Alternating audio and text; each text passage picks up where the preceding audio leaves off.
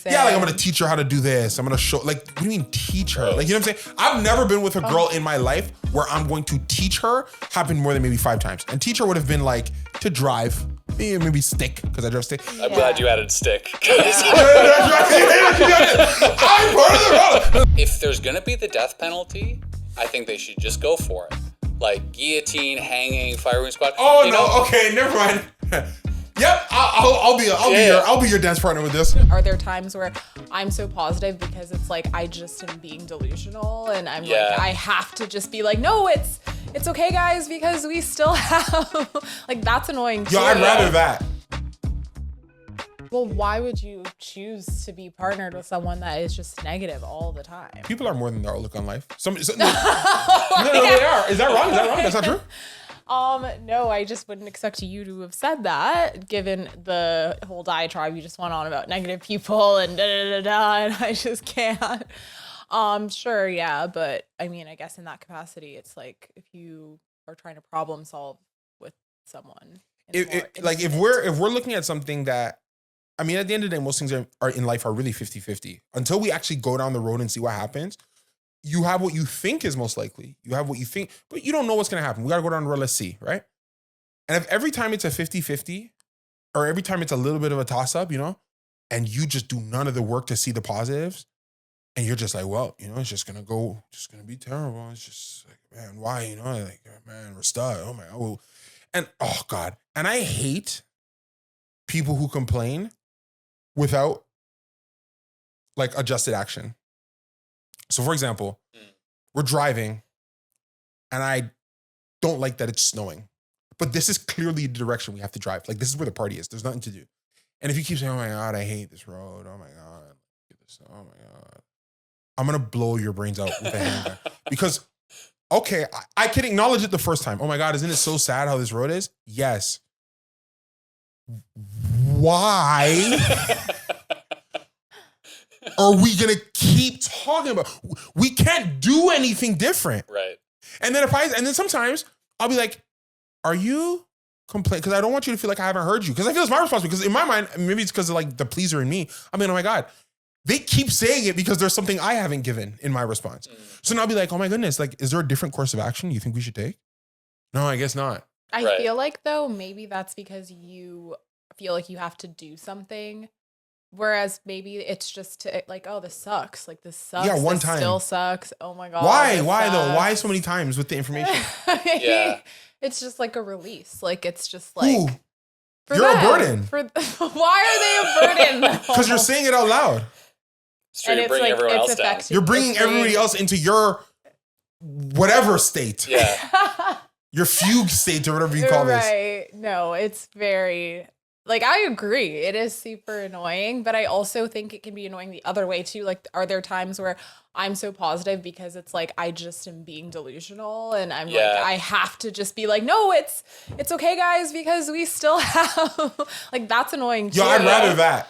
Oh, I do find relentless positivity really annoying. Yeah. More than relentless negativity? I don't know if more, but it's like sometimes I'll bring up a legitimate thing that's bad. Like, this situation is bad, and here are the things I'm struggling with.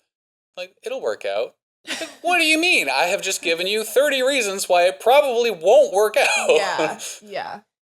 That's not helpful either. I'd rather be eternally optimist than eternally negative. I'd rather, because like, I don't, again, when you're thinking positive and you're problem solving, because I agree with you. If we're in a bad situation, for me, like, I'm seeing everything you just saw. I'm doing work to come up with my little good answer here. I just think that putting your place in that, putting your mind, your spirit in that mental frequency of, hey, always problem solving, always solution finding, always moving. It reminds me of World War Z. Okay. When Brad Pitt looks at the family and says, movement is life. Okay. Movement is life. If you stay still, you die. I just feel that in my bones. And I find complaining staying still. I see ours like on a road and somebody just falls to their knees in the middle of it and says, oh my God, it's so hard. No, we're wasting time. They're going to catch us now. It's all unhelpful. I'd rather end you here on the road and continue walking. End you here on the road. I feel like though, whenever I like hear these, for sure. And but like, I don't know. It's like we're all just trying to cope with the same thing, and it makes you feel better to keep moving. And maybe for somebody else, it makes them feel better to be like, this sucks. Oh, this sucks. This sucks. It's who like, cares about feelings when it comes to being, no. Yeah. Because we're talking about life and being productive. Yeah. okay. So who cares about I don't care what you feel. I actually don't. If we have something to do and we both agree we have to do it, I don't care how you feel. I care about you, but not how you feel in relation to what we have to do. Clearly it's you do irrelevant. though, because it bothers you so much when the person. Yeah, because I care about you. Shut up. Stop making you my problem. The problem is the problem, not you. Do you know what I mean? Like, let's pass the finish line and then do this postmortem. And then it's like, oh man, but this is taking longer than I thought. So we're still like, none of the factors have changed because it's longer than you thought it would take. Yeah. We should probably still not be talking about our feelings right now and kind of just, if anything, we should be more focused on that because we've been doing it for a while. Right. It's like a military of SEALs. I'm sure when they first go into basic training, there's that rookie who's like, do you guys remember home? And they're like, dude, shut up. And then after they've been hardened, a couple tours, 7 years there and back, they don't even talk. They don't even talk. It's probably just Like, talk on the plane, bro. We talk when the mission is done. They're pouring out for the guy who got killed. That's it. That is it. That's what I need. I need militant mentality in my life. Wow. What has spurred this like revelation? Like, you seem really like this is the new wave that we're on. I've always felt this way. I just haven't. Because I feel like you've had some negative Nellies. Yeah, I don't know what around you. I probably still closely to you. I probably still do. Right. Which is very laborious. Yeah, you're getting tired of it. Yeah, maybe I've been doing it too long. So when you go to therapy, do you complain to your therapist? I don't complain. Okay. I don't complain. I give commentary on a current state of events. What do you consider complaining? That's a tone of voice, really. Okay. If you say so, like, that's complaining. Okay. That's complaining. Yeah. Stating fact, like, yo, my girl left me yesterday. That hurt my feelings. But, you just don't even let yourself sit in that for a second. But you're already trying. Yeah, because it's over. She's gone. It's over. It's over. When I fought and was doing the emotional things, when I was trying to tell her to stay, she left. Once it's over, what are we talking about? I'm okay. I can talk about how it makes me feel. But if me talking about how it makes me feel is going to keep me here a bit too long, that don't make sense either. I got to keep going. Movement is life. Okay, hold on. I do want to. So what do you talk about at therapy? Because I feel like that's what therapy is, right? Is sitting in those uncomfortable things and like unpacking them. No, I give a commentary on a state of events. Right. So you just like, my girl left me anyways. That's now our thing. No. Like the conversation feels a lot more dynamic, and I have a very skilled therapist who actually uses their skill to take my maybe deadpan commentary of a certain set of events and maybe the brief thread I give about how it made me feel. And we've been doing sessions together, and the threads start getting pulled. And it feels like we're just talking, but it does feel like a productive conversation because it's new angles on. The idea is, hey, this happened. Your relationship with what just happened, both in the fear of it happening, in the presence of what had happened, and your response to it now is all telling me something about you. What is it telling you about yourself? Let's see what that is. That feels productive to me. So that's what happens in therapy. We talk. I'm not complaining because it happened, but I express emotional relationship with events. So X happened. I don't feel anything about it, and I don't know what that means because I probably should feel something. X happened. I feel so bad about it. It's made it hard for me to sleep, and I don't think that's efficient. Why am I hung up on this? But I'm not there on the couch. I'm there to work. I'm in therapy to work. I'm not there to sit on the couch and malaise. I'm there to get a PhD in me. I'm there to study and understand myself. Damn. And bring that extra information and education with the help of my therapist to being a more productive member of society. Right. That's what I'm in therapy for. What are you in therapy for? If not that, if you're not there to rip yourself apart, improve yourself, no, a PhD, every detail of a discipline, right? That's what I consider a PhD. Nobody should know me better than me. Nobody should be able to push my buttons better than me, get to me better than me. If I'm ever crying, I should know exactly where it's coming from and why it's happening. And again, as I don't, and I've gotten better at that throughout the years, that's where therapy helps me. I know so much more about why I cry, why I laugh, why I detach. I know so much more because I'm getting a PhD in me. Okay. What's wrong with? No, I just love the line. No, it's great. Is PhD in me a line? Is that the It's title a of the episode? line. Yeah. It's great. What do you talk about in therapy, Ryan? What do I talk about in therapy? Because you Are did you therapy also before getting me. a I PhD in did. you? I'm getting a master's in me. Actually, I'm not at the PhD yet. I mean, I think when I started therapy, I thought it was going to be like, we're going to spend 12 months talking about my childhood.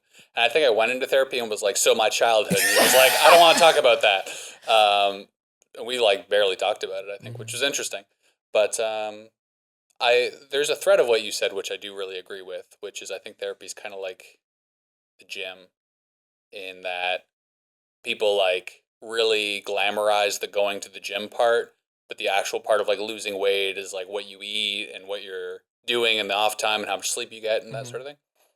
And when you talk about going to therapy to like work on yourself and like, you know, be efficient, I think that's like a missing piece to some therapeutic experiences where it's like Sunday Christians, right? It's like, I went to therapy, I am better. But did you like, what did you do in the off time? But I don't know. I sit in my feelings a lot more. I think that's what I like therapy for is the ability to sit in my feelings without it affecting somebody I love or like someone who's close to me. But even therapy can give you a limit. Like how long, like again, there's a world of saying, which I know this sounds probably a bit detached and then I'll turn over to you. There's a world of saying, hey, like take as much time as you need to vet and suss out these emotions. But there's a limit of how much of that time you can spend being unengaged with your life. Yes. Do you know what I mean? So you taking time, it's one thing to be on the couch or just sitting down and, you know, I do a mirror exercise where I'll sit in front of a mirror for 1 hour. You know, I journal. I take the time. I don't want to say I don't ever like have my moment of like, you know, but there are some months that are really bad. I'm really mad at myself. I'm really upset. And that mirror exercise becomes a lot harder because I'm looking at myself and feel so much more shame, so much more. I feel so much more. I mean, it's a lot harder. The journal entries are so much longer. But I also have a limit of like, it's an hour. Yeah. No matter how good or it's an hour. Now, if I leave, it's like a great movie. You know, I might still be thinking about it later, but the time for that is past. We go again now. And maybe even the frustration, like, man, I really could have used that. Maybe that's the thing that spurs me on to, let me be a bit better this month. That way, next month, I don't go and feel like I've left a bit of time on the clock. What I wouldn't think, and what I would hope everybody in therapy learns is you working through your stuff should be so not anybody else's problem. Do you know what I mean? And like, that's, I think, what therapy gave me. Because I was so worried about being somebody else's problem because I knew how much stuff I was trying to figure out. You know what I'm saying? Like inside my own tempest. And I just never wanted to be, I didn't want to be a burden to my mom, my dad. Girl, I will be having terrible days. She gives me terrible.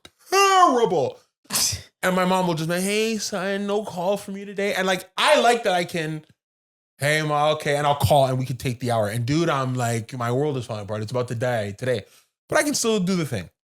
Therapy helped me do that. Because other than that, we're selfish beings.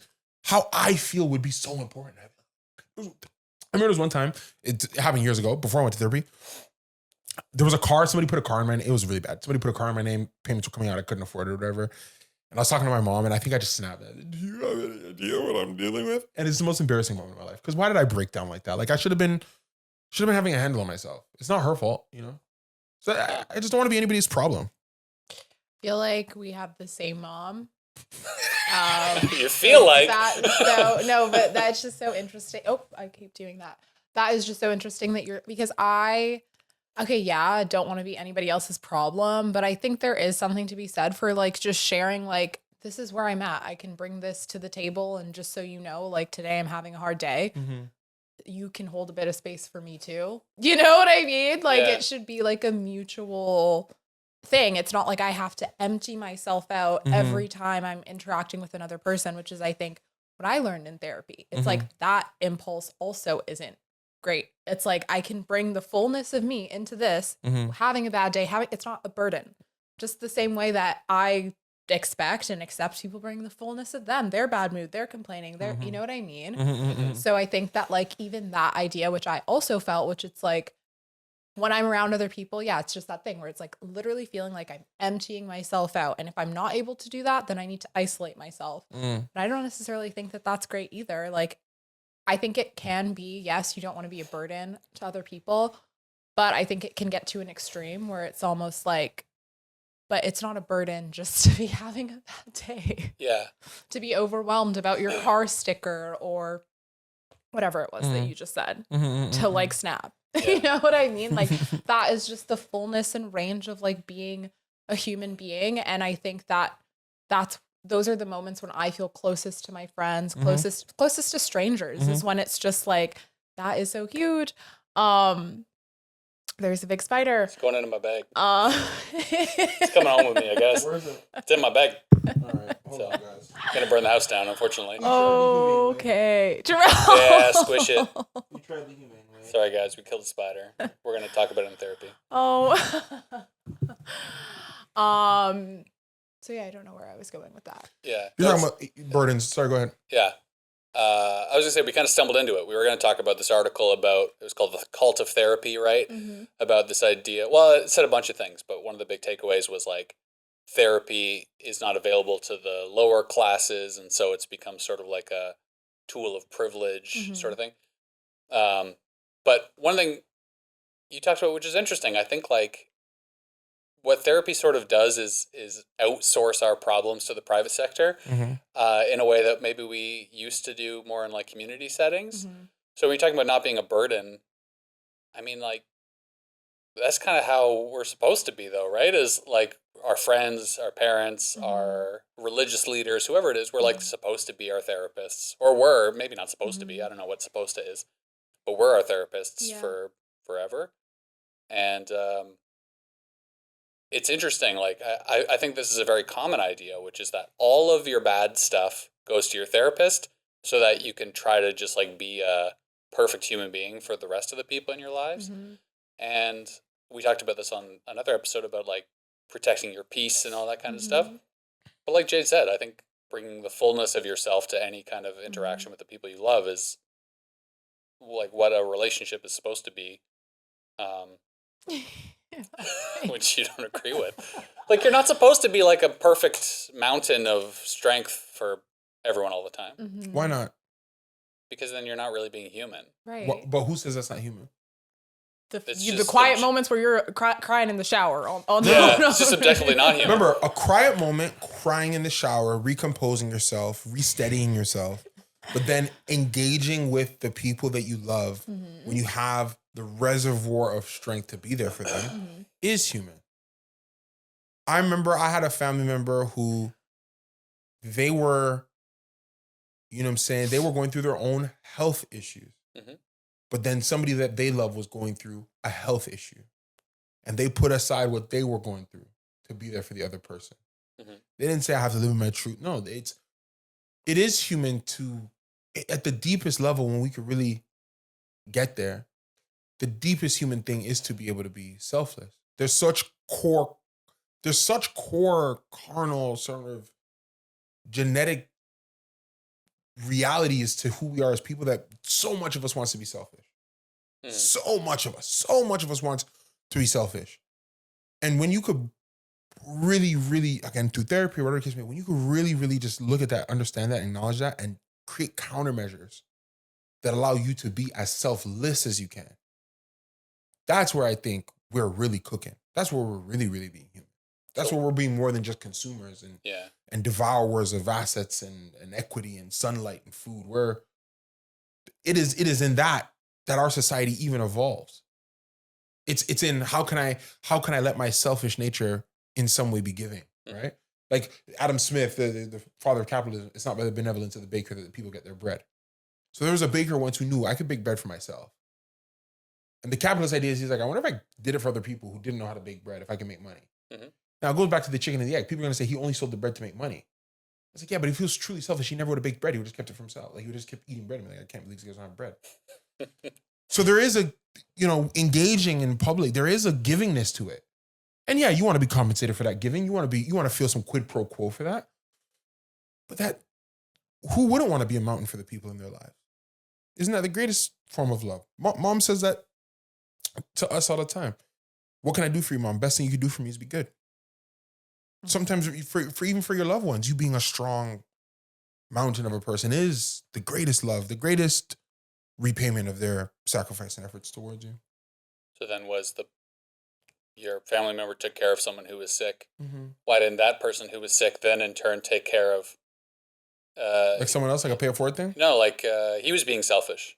So he was not being human because he didn't take care of. Yeah, we all go through rotations of selfishness. It was their receiving time. They probably lived a life of selflessness. You know, it's just. Mm-hmm. But you're not talking about receiving time for yourself. You're talking about dumping that all into No, a therapist. I was a kid once. I used to eat all the food and kid once. I didn't pay rent. Now I'm an adult and I have no feelings. I got an allowance. No. If I'm going just based off, I'm honestly, and maybe I'm talking a bit archaically, but I'm talking as a mid-30s male in North America. Now is not really my time to get. My time to get was when I was a kid, when I was being established, when I was receiving government grants to go to college, when my father was there giving me allowance, covering my bills, paying my parking tickets. I was a huge consumption agent through all of those years. Yeah, and I graduated, I got a job, and when I first got my job, and he's still letting me live with him, and I'm using up his eating his food. I'm consuming. You hit an age. No more. I can't consume anymore. I gotta give now. I gotta pay back. And in all honesty, we all have grandparents. What am I? I'm 35. I probably only have 35 years of really giving before I'm back on the other side again, just consuming and taking without producing anything. So I look at it in that regard, that this is my time.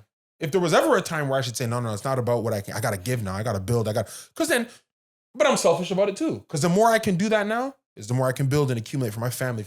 Then I could be the type of father my father was to me, where, my kid could stay with me and eat all my food and I don't have to take no rent money.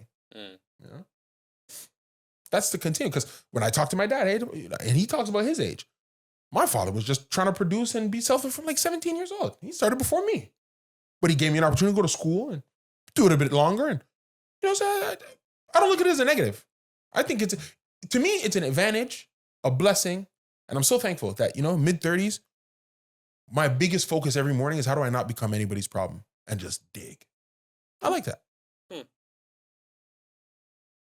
No, not to say I'm not people's problem. People get mad at you all the time, right? But in terms of what my first thought isn't my first thought is, make sure that the runs around me are secure and as loved as possible. Get that good and steady. Give a good optical presentation.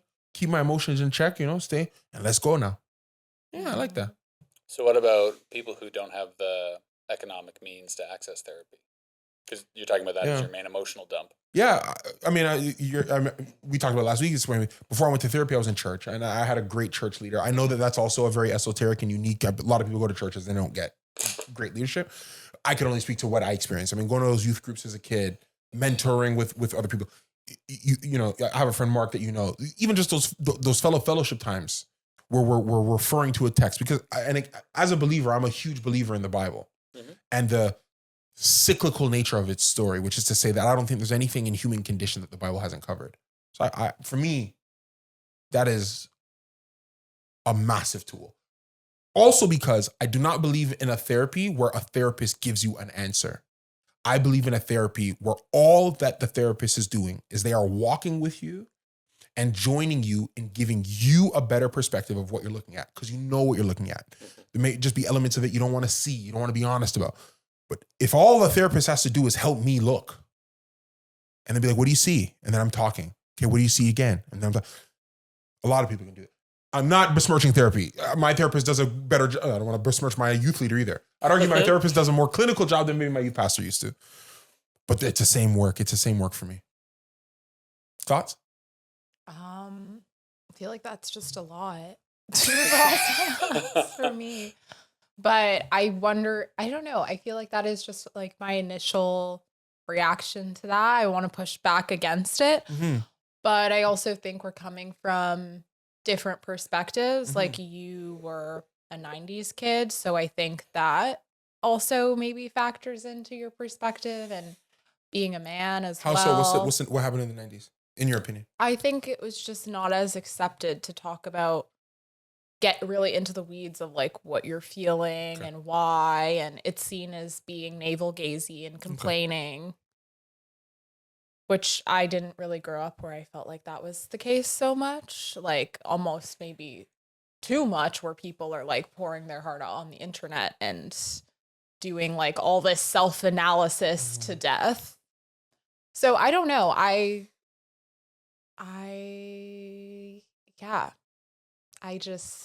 I feel like I keep hearing you say not wanting to be a burden, not wanting to be a burden. But I feel like the things that you think would make you a burden, I don't see as burdensome necessarily. And I feel like even the idea that like you are a kid and you're a dependent and then you reach an age where it's like now you just have to be totally self-sufficient is like really unrealistic for most people. So I don't know.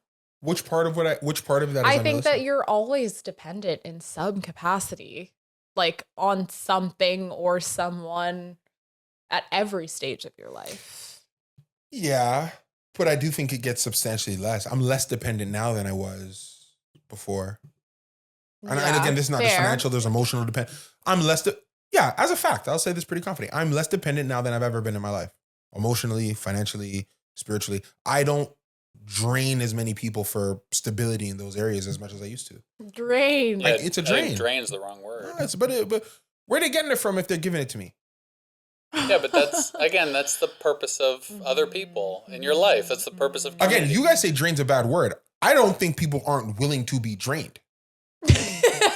But it is drain, which is how people get to their limit. Because you're taking it from them. If I'm emotionally stable and I'm emotionally secure, we've all seen it. You've definitely seen it because we talked about it. And you see a couple in a relationship where whether the woman or the guy is not emotionally stable and secure. What inevitably eventually happens? When it first starts, the crazy person is so happy because they're like, look at the stability here. Because they're drained. I drink your milkshake, right? They're draining it. And then what happens by the end of the relationship? The stable person is losing their ever-loving mind. And the crazy person who now has a bit of stability doesn't understand what the problem is.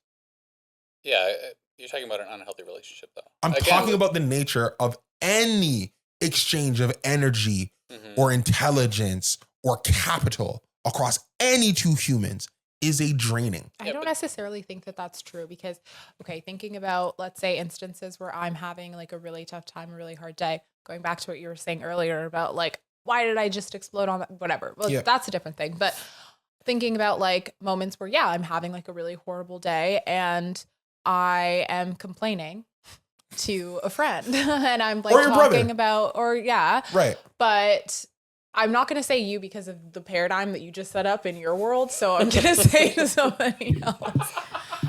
And I think, or maybe somebody's complaining to me, but it is like a reciprocal thing. It's not like I don't feel drained after the conversation. And I don't think that the other person feels drained either because it's this thing of like commiserating over a feeling that they've probably also had because we're human and it's like normal to have bad days or to feel whatever.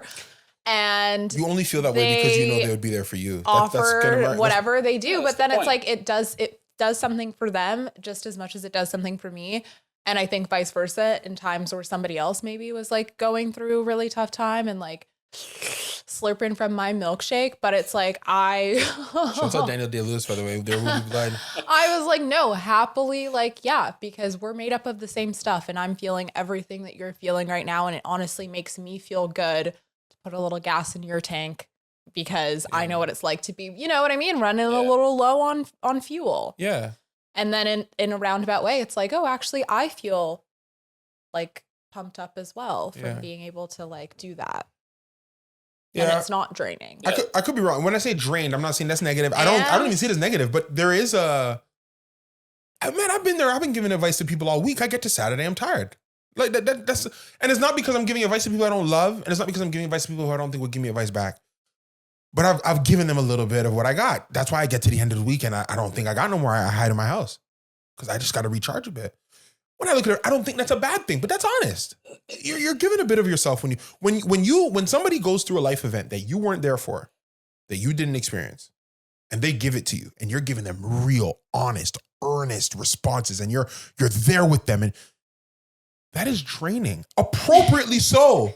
But that is draining because you're invested now. It wasn't even you. But I've been there before. The friend before. I really want this for you. Why? But it's because we're draining it, and that's fine because we're locked in. It's me and you. I've said that to people. It's me and you. It's not me and you. I'm not there. Right. If you lose your house right now, it's gonna do nothing to me. But Yeah. but I'm in vet. Don't lose your. And you're calling. Yo, how did it go? And what did they say? All of that is costing something. I'm not saying it's bad, but we can't say that's just me. Okay. It's costing. I hear you, but do you think that maybe part of that is if you had better boundaries, you could get to Saturday without needing to hide in your house? Wow. Maybe that's something. See, I actually don't think there's anything wrong with hiding in your house on Saturday. Yeah.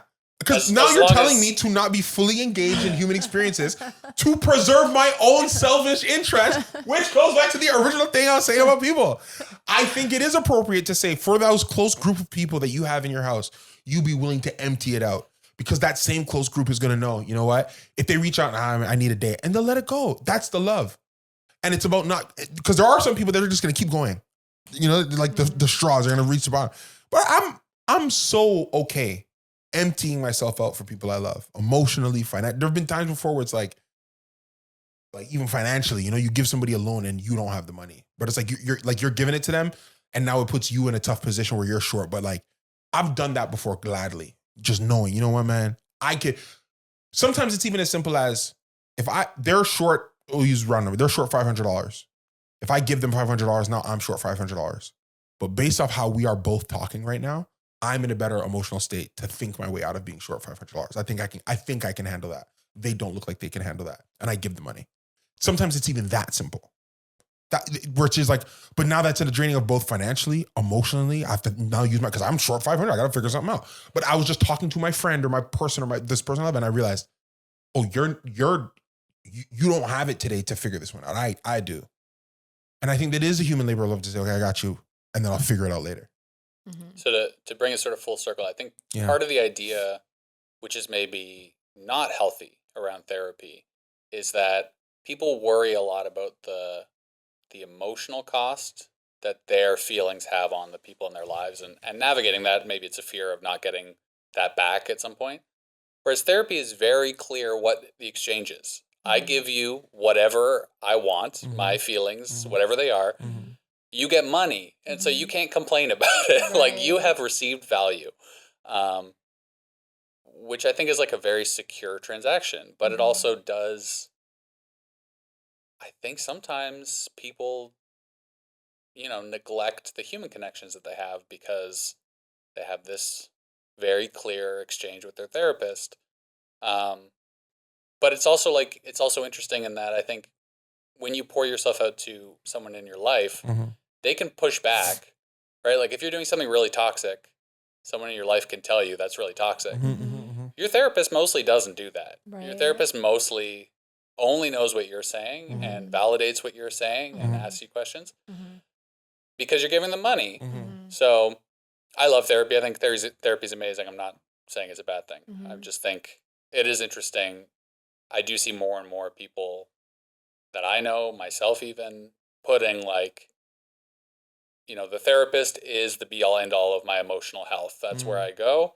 My friends then are like something else. I might complain to them about like work or, tertiary things. I don't think that's always good. Like, I do think the people in your life are important to get some of that. Again, because also they know the context and they can help keep you honest and things that a therapist doesn't really do. I also think to that point, like I've noticed in the past few years, people often will say like, oh, sorry for like oversharing or like sorry to overshare, which I think also goes hand in hand with this, just like that it's become so normal societally for us to like outsource to a professional. It's like, yeah, there are certain things that you only tell your therapist. In any other context, it's oversharing, it's inappropriate, it's wrong. Yeah. And I feel like that is so bad and like only further erodes like a sense of community. Yeah. Because it's like, oh, I can only be super duper honest with this person that I pay to but like to just to validate my perspective, because that's the only perspective that they really have and obviously they're like trained to, but like, you know what I mean?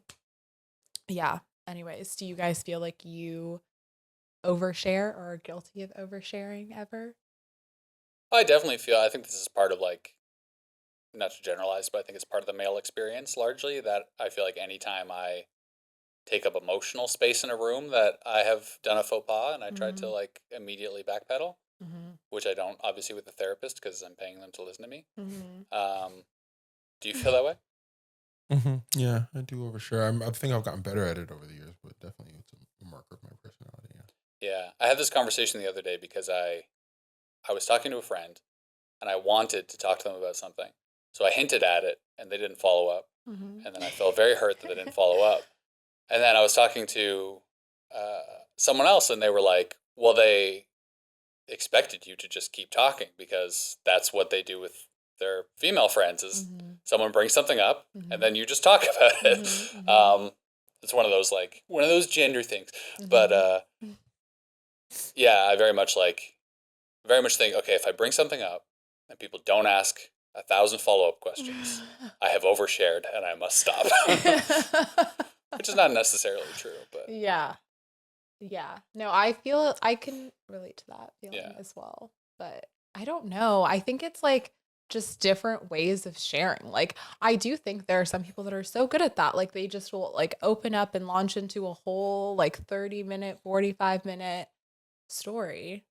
I find it really hard to do that. Yeah, without the follow-up questions or the guide. Like I'm like, how do people do that? Like how do they know what to bring up? So how do you have the confidence to talk for that long and assume that people are still interested in what you're saying? No, seriously. It's like, okay, let me just hurry up and get through this and then we'll move on. Yeah.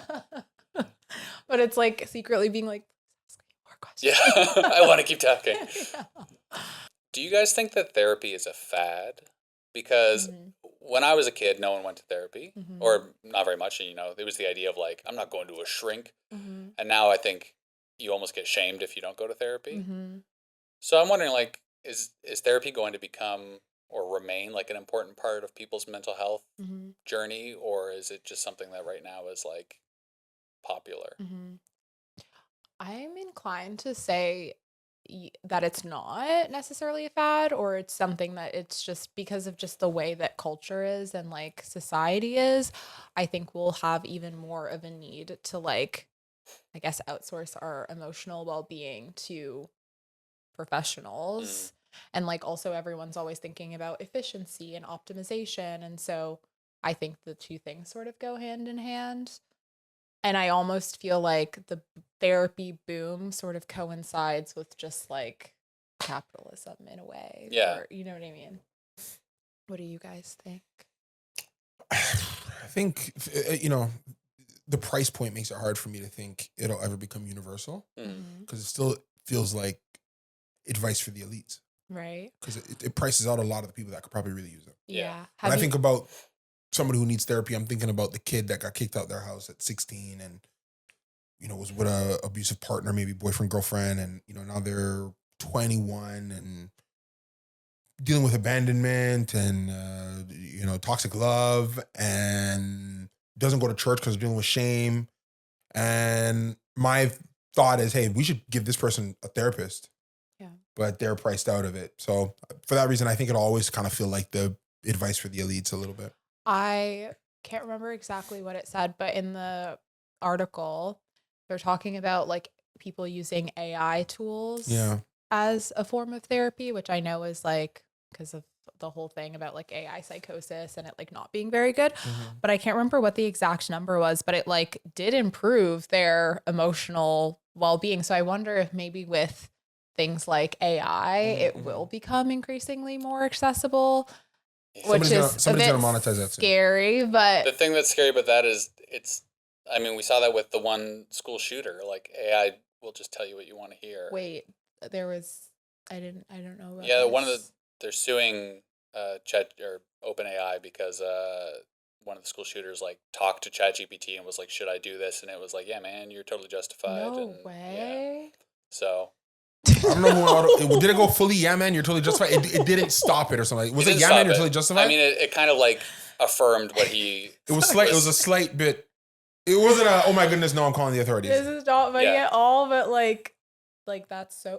Yeah, it's messed up. It's messed up for sure. That's so messed up. Yeah. Like that is so messed up. To read what those prompts were and to read what the answers were Yeah. would be insane. But and that's another thing where it's like when you talk about people's mental health improving, talking to essentially an aggregator of information, right. is telling you how much they just need to talk. You know, For sure. It's not even about because they have yet to do therapy. Yes. All they've done is talk to somebody. Yes. You know what I'm saying? Like, Yeah. which I guess is therapy, but you know what I'm saying? Yeah. They're not doing the work yet. They're just being heard and like, my God, Yeah. it's so much better. Okay, can I make a confession? Yeah. Claude AI. Yeah. Sometimes I heard Claude's incredible. I feel like not that I'm like, oh my gosh, outsourcing. Like I'm not treating it like Do you have an therapy AI boyfriend? necessarily. So you're trying to tell us? No, but I do think sometimes it is helpful to have your thoughts because it is very like sycophantic. It's helpful to have your thoughts parroted back to you and to read them out in black and white. It offers perspective and distance that I think could be helpful and constructive. But I think that you have to go into it with the oh, I don't just want to be like endlessly validated and I'm not even necessarily sure that I'm right.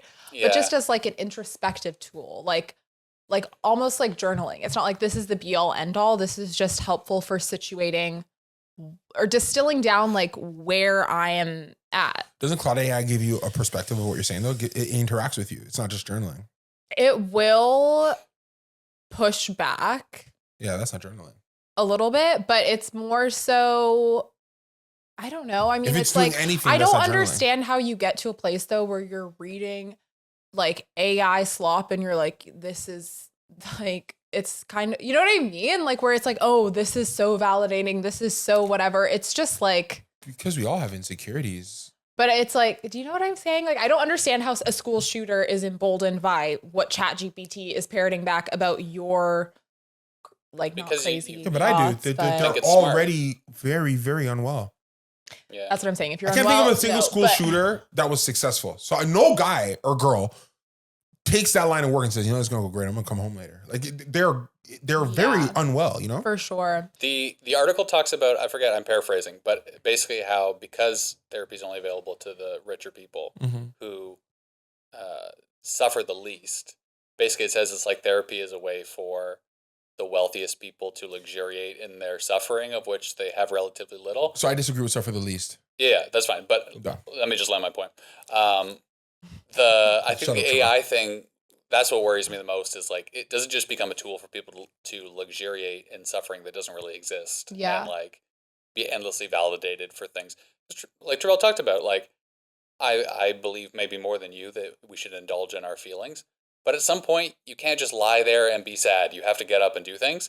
And I think that's like the toxic part of therapy, and the toxic part really of like AI therapy would be even more so if it's so accessible. It's just like, you know, luxuriating and suffering that doesn't exist to a point that it cripples you.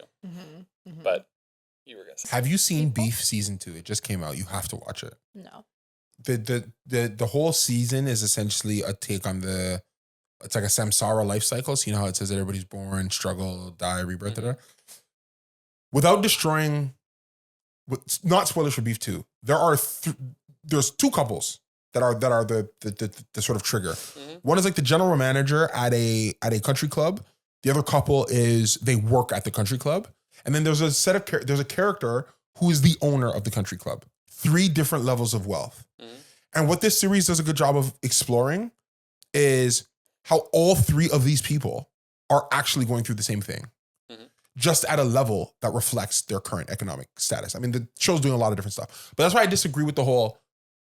I disagree with that premise because, you know, maybe a student right now is saying, "Man, I'm short $2,000, and in my pocket I only have $1,000." They're 50% short of what they want. It's still the same thing if the millionaire says, "I have $1 million, but I'm short $1 million. I'm short $1 million. I want 2." Like they're in the same place in relation to their. Not true at all. Yeah, But yes, it is. They're in the same place in relation no. to their worldview. Yes, because our worldviews evolve with what we do. There was once a period of time where you're like, "Hey, all I'm going to need is this much extra money and I'll be good." You are the one who bring yourself into a state where you need to consume more and buy more, and that relationship is evolving.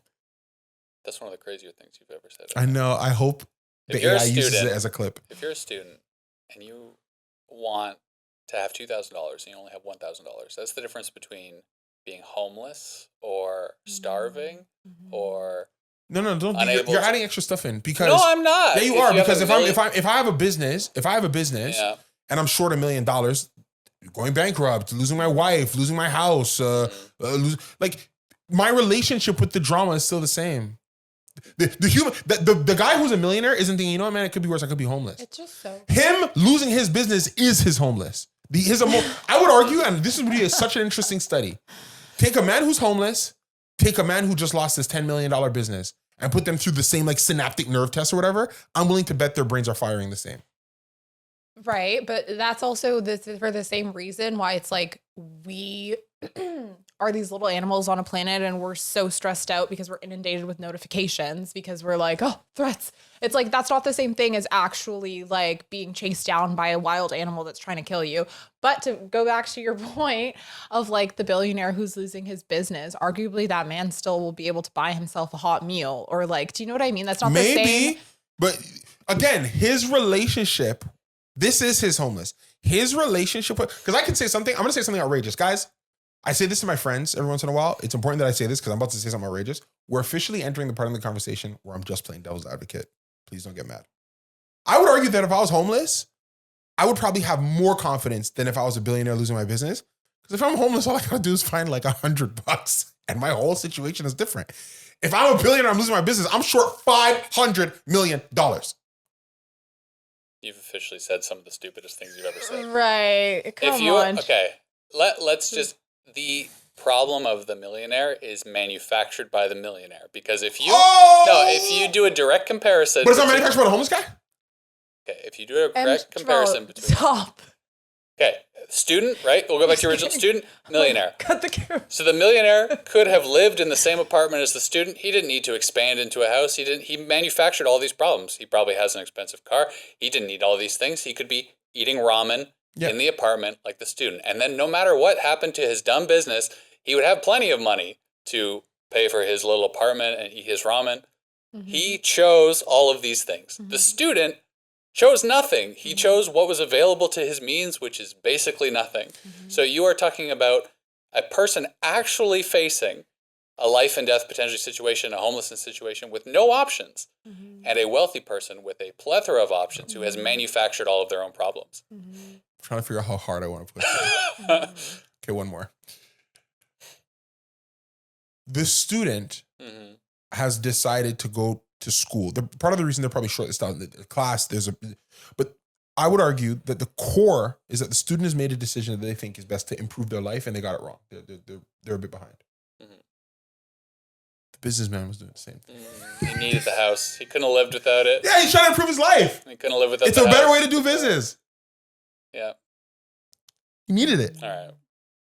Yeah, but I guarantee you that billionaire would never want to trade places with the student because he knows that that's a way more messed up situation. So there is one thing to support what you're saying, even though it's batshit crazy, is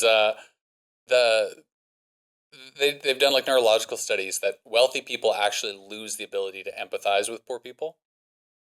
They can't imagine their situation, so they can't feel empathy. Sorry, that is supporting my point. It is because we are all guilty of self-indulging in our own problems, even if those problems are not problems. So the problems of a millionaire, objectively are not. I'm not saying they're not problems, but the amount of options, of privilege, of all these things that a millionaire has is vastly outweighs people who are suffering, truly suffering, but they still feel that because they have their own stress, because they manufacture their life and it comes with its own issues. Yeah, but isn't that my point? That is my point, though. Yes, but tangibly, I didn't say something objective. That's why I said the example about the brain firing. I said to that millionaire guy, his life, it's the same. There is a place that he could go that to him is homeless. Whether he can conceive of saying, hey, this could be way worse or not, it doesn't matter. It's his relationship with it. Because there's a homeless guy who'll be like, man, I'm homeless. Give me $1,000. I'm about to turn this thing all the way up. Like, it's a mental thing is what I'm describing. Yes, but in your point of having a PhD in me, That millionaire needs to understand that his material situation is not as bad as the homeless person and have that self-awareness. No, I don't think anybody would say it's as, did I say it was as bad? You might have to edit me. You have said mentally it's as bad. Right. It is mentally as bad because of what the brain is doing. Yes, but if so I'm saying that is fact, but I don't think it's objectively as bad. Right.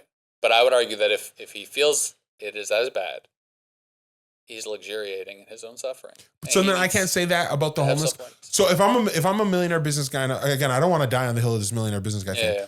If I'm a millionaire business guy, my business is losing money, I probably have like 100 problems to solve to stop that from happening, to fix that, 100 problems.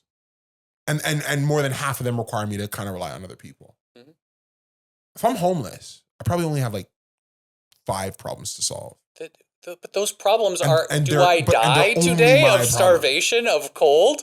These are real problems. Right. This is why I say, because it goes back to the original, what started all this. That we're too luxurious and we don't know. No. The start of this was, which is that therapy is largely for the wealthy who have the least suffering. I'm not saying that wealthy people don't have problems. Everybody has problems.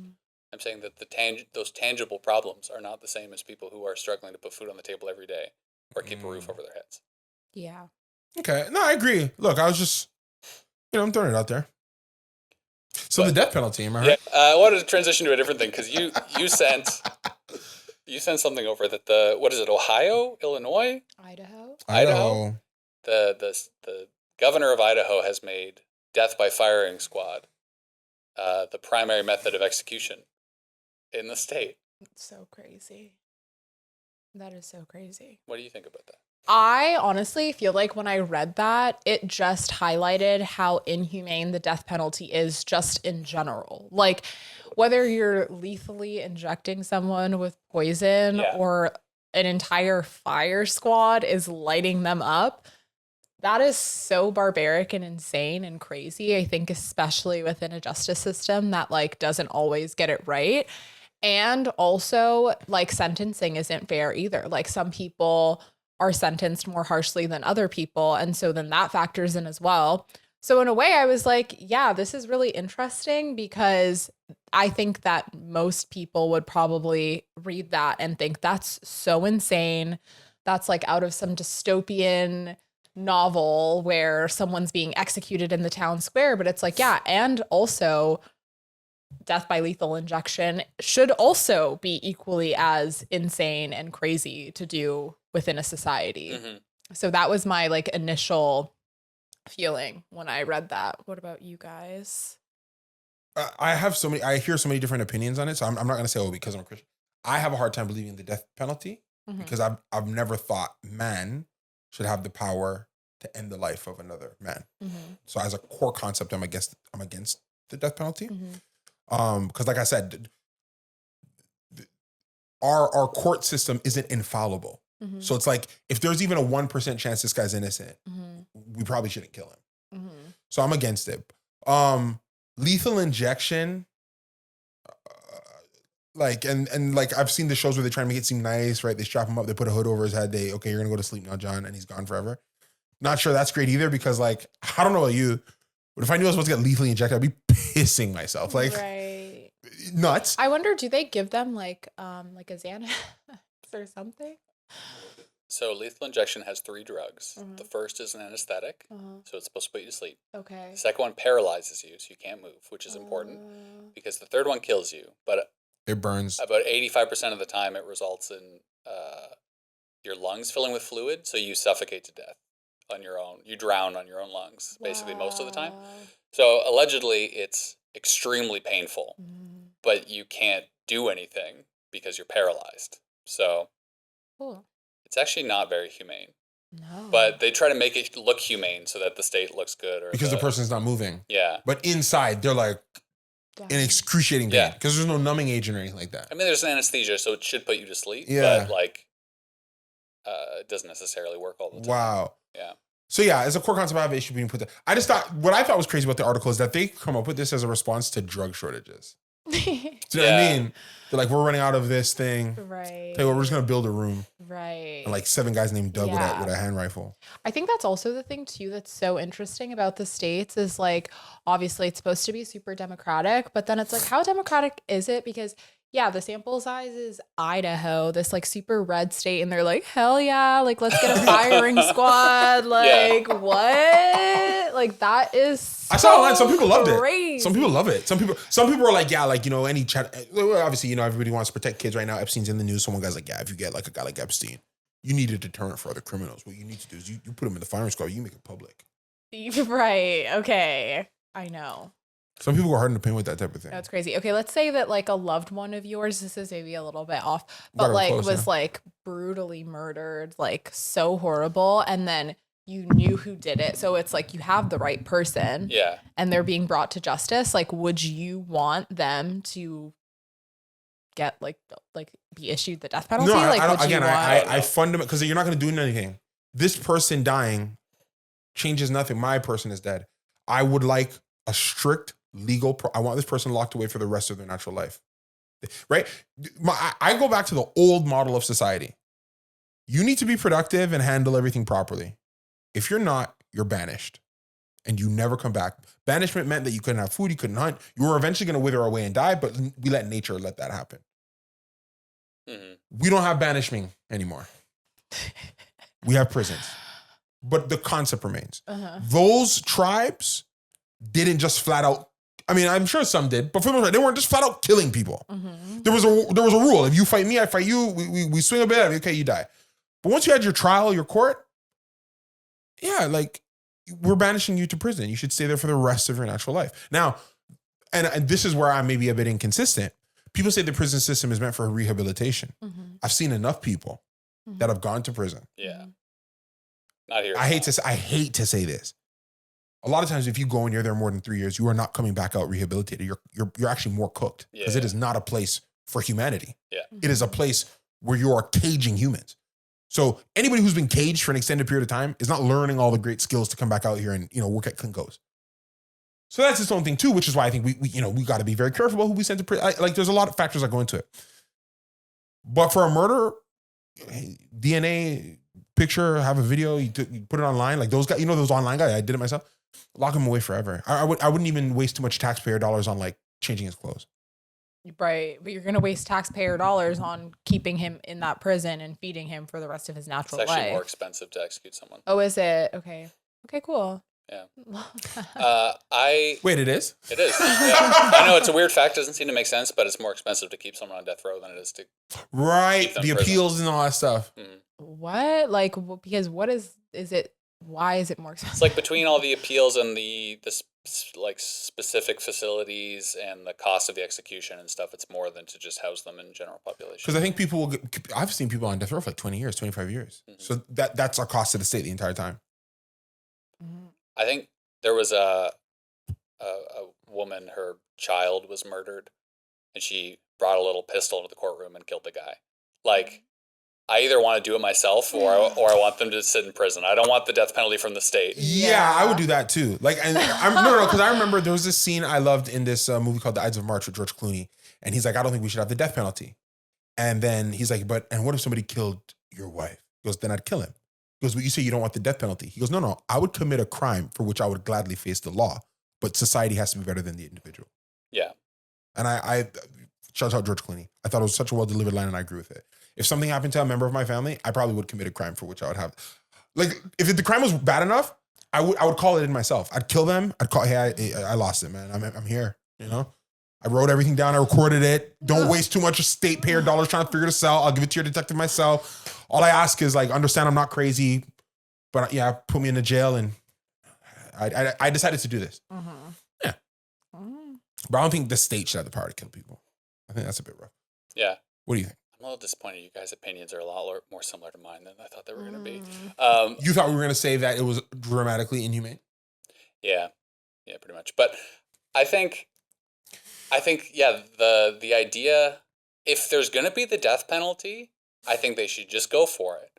Like guillotine, hanging, firing squad. Oh, no. Okay, never mind. Yep, I'll be your dance partner with this. No, because the state trying to give this idea that they're humanely executing people is insane. Because what you're saying with the death penalty is you don't deserve to exist. What you've done is so heinous. We're going to erase you from existence. But we'll do it nice. Like, we'll get you a little desk or like a little bed, and we'll give you a little shot. No, just like kill the guy, you know, just double down. Like, do it in public. Have a public square and like kill the guy, you know? Where does it stop? I think okay, so by your logic, everybody on death row, I'm going to give you an idea. Yeah. They can try it in Idaho. Sorry, let me just preface. I don't agree with the death penalty in any capacity. Okay, I don't think we should have it. But if they're going to do it, just do it. Then I would do like a Squid Games thing. Sure. And it would air on Fox. Sunday night, everybody on death row, they're there fighting to the death. The guy who gets to the end, like Survivor, gets a shot in the dark, a 1 in 6 chance to re-enter society. And then if he does get the chance to re-enter society, we have some major assassin who just blows his brains out because he's crazy. He's killed a bunch of people. I think they should do this. They should. Would people watch that?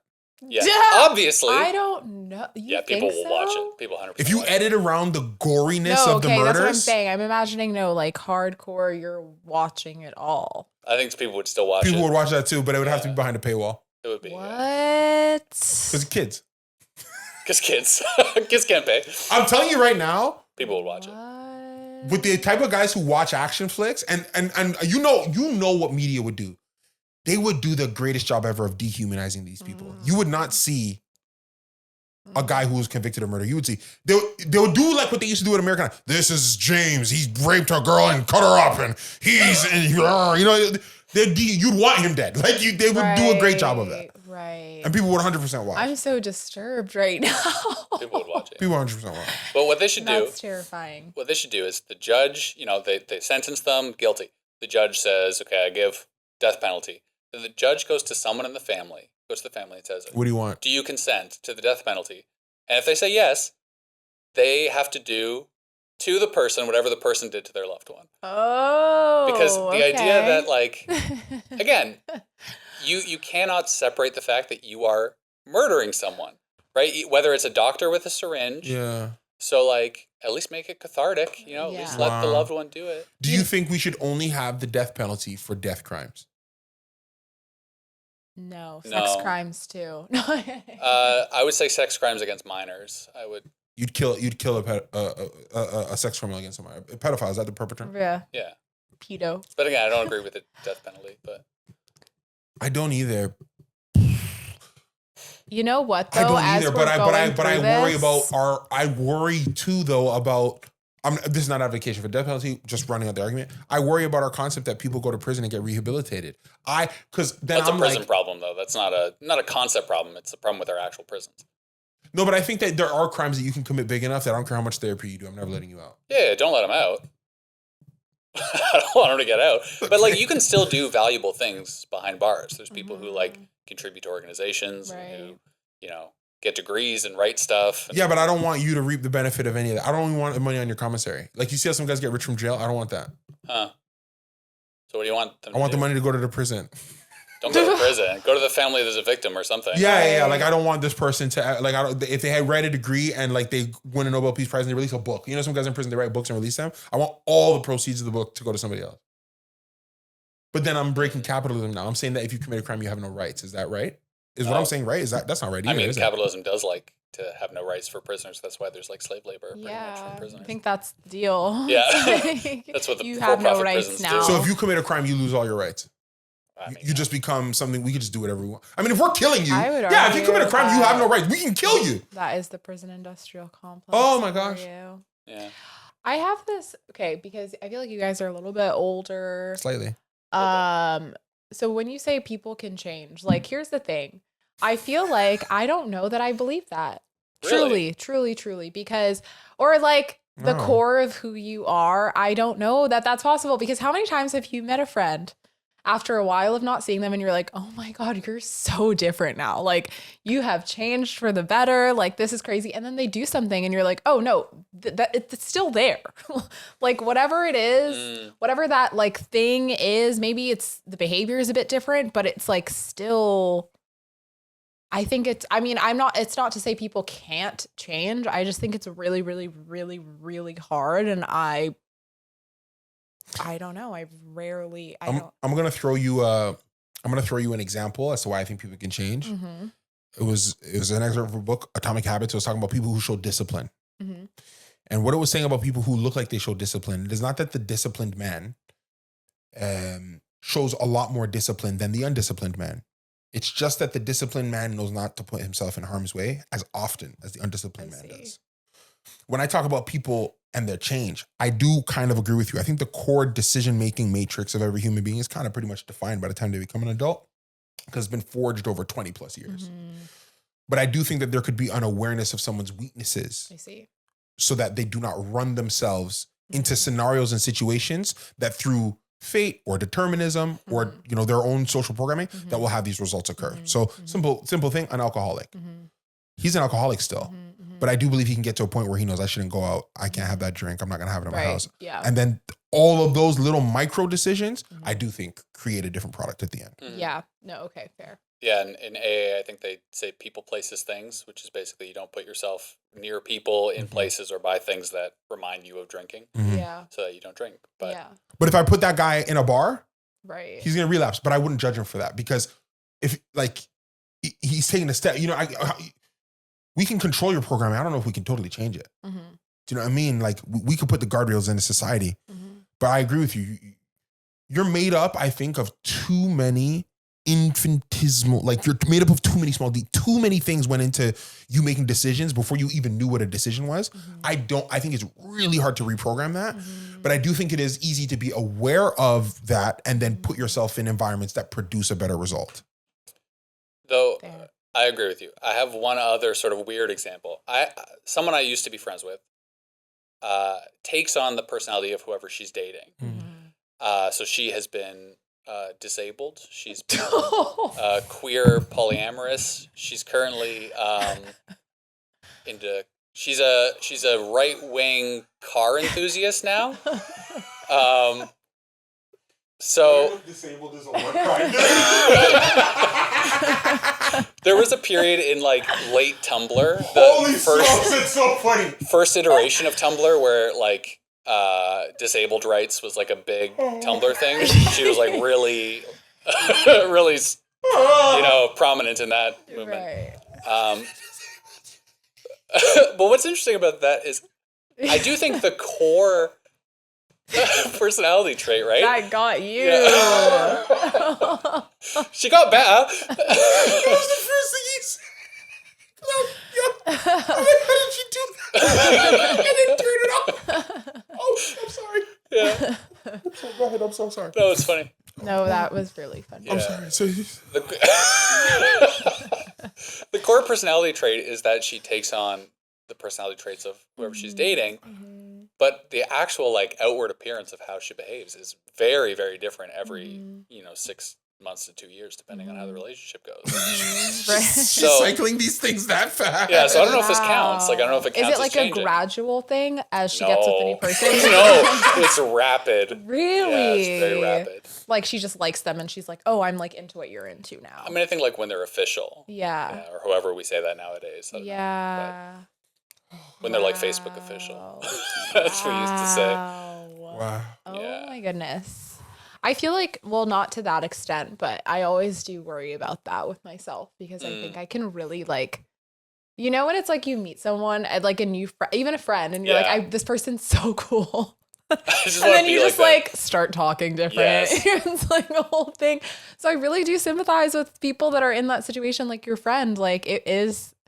But that's kind of funny. Yeah. Just like how different these different iterations were. It's not even like she's drawn to the same archetype of dude. No, very different. Yeah. Very different dudes. Wow. So yeah, I don't know if people can change. She can. She can, I guess. She figured it out. Whatever it is. Well, that was a fun one, guys. Yeah. Covered a lot of stuff there. When is the reunion? You know what I'm asking. April 29th. Okay.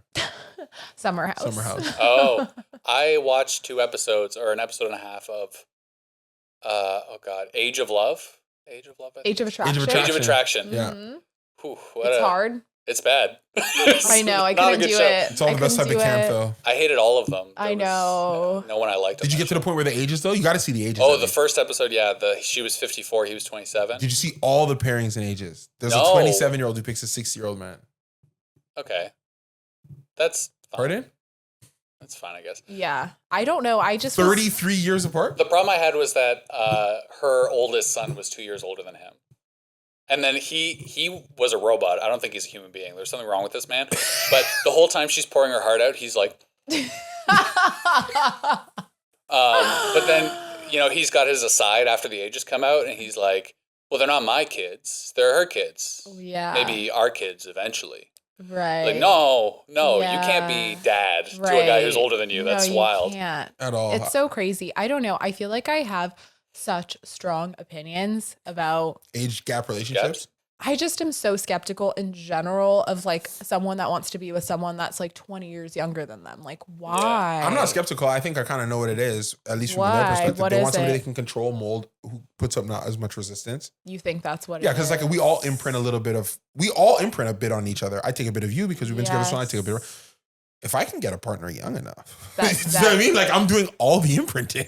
Really? I really think it's that. I think it's that nefarious. So when does it become like, okay, versus like when does it become predatory and weird? I do think it's intention.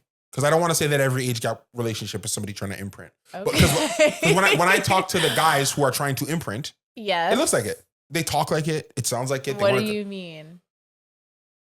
I'm gonna like it's all in the little micro. I'm gonna. That's the least. Do you know what I mean? Like It's all the little micro things. I'm gonna imprint. I'm gonna yeah, I'm gonna Like shape this person. yeah, like I'm gonna teach her how to do this. I'm gonna show like what do you mean teach her? Like you know what I'm saying? I've never been with a girl in my life where I'm going to teach her happened more than maybe 5 times. And teach her would have been like to drive. Maybe stick, because I drive stick. I'm glad you added stick. I'm